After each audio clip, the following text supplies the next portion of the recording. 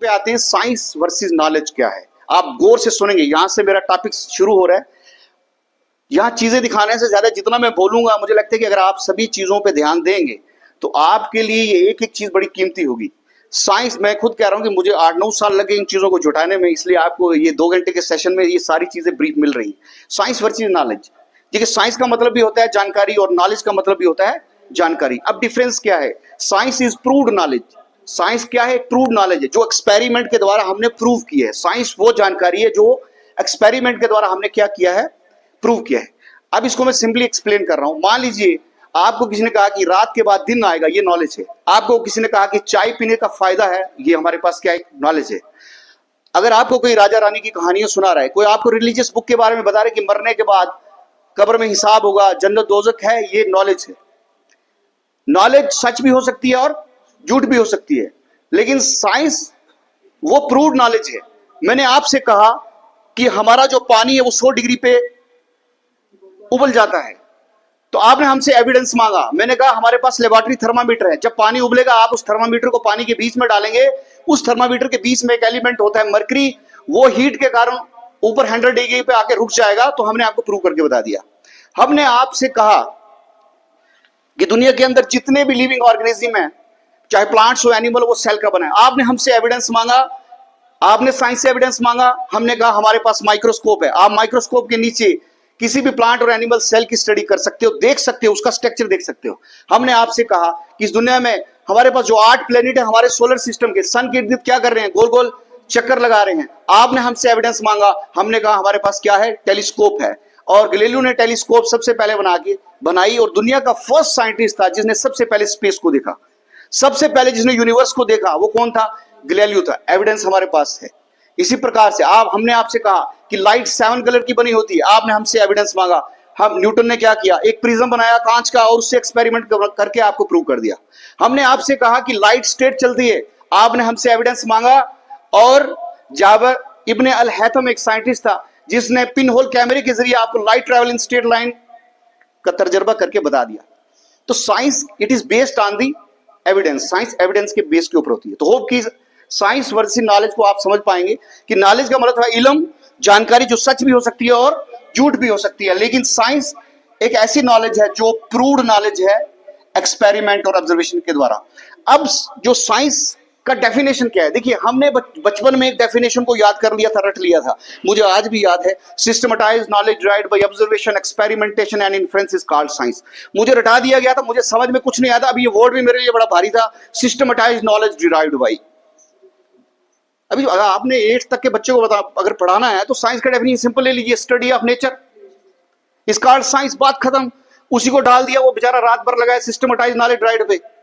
अभी एक simple definition जो 8th 7th 6th के 5th के बाद हम थोड़ा सा कॉम्प्लिकेटेड बताना शुरू कर लीजिए, क्योंकि 8th के बाद फौरन साइंस कॉम्प्लिकेटेड हो जाती है, 10th के बाद उससे कॉम्प्लिकेटेड हो जाती है। 8th तक बच्चे को साइंस का नहीं पता चलता। जैसे ही ये बच्चा 8th के बाद 9th जंप करेगा वो कंफ्यूज हो जाता है।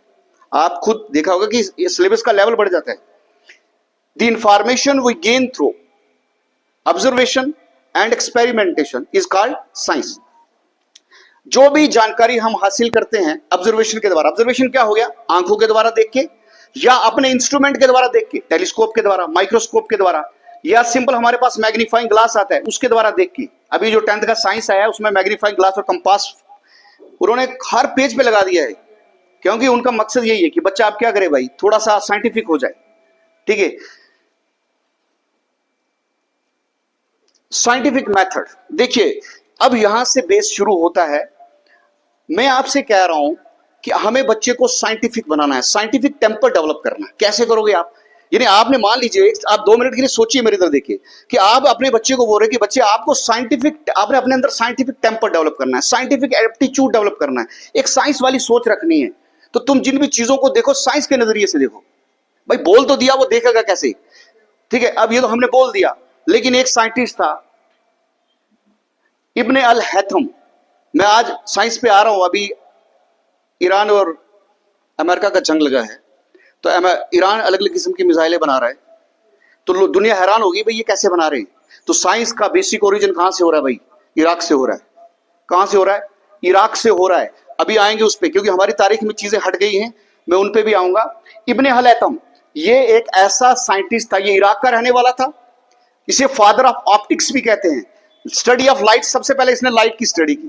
इसने कहा कि light travel in straight line. इसकी किताब है किताब अल मनाजिर, जिसमें इसने ह्यूमन आई का डिटेल स्ट्रक्चर बता दिया हमें।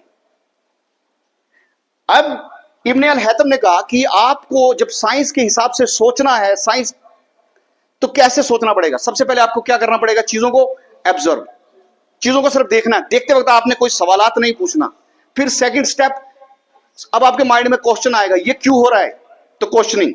तीसरा, हाइपोथेसिस क्या होगा? जब आपने चीज देख ली, अब माइंड में सवाल आया, क्वेश्चन आया, ये क्यों हो रहा है।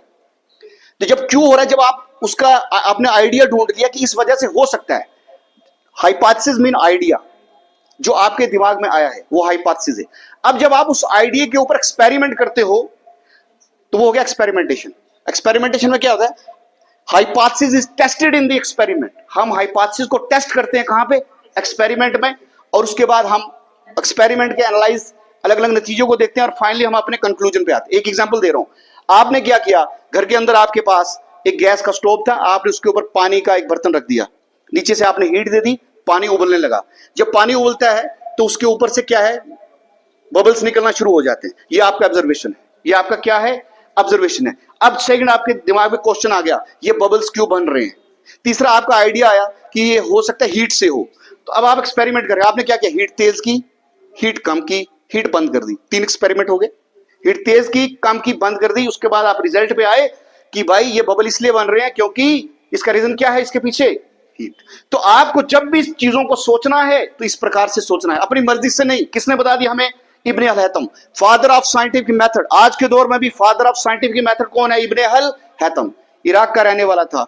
और इस आदमी ने दरियाए नील के ऊपर भी काम किया कि उसके ऊपर बांध कैसे बनाया जाए। आप इसकी तारीख पे जरूर जाएंगे।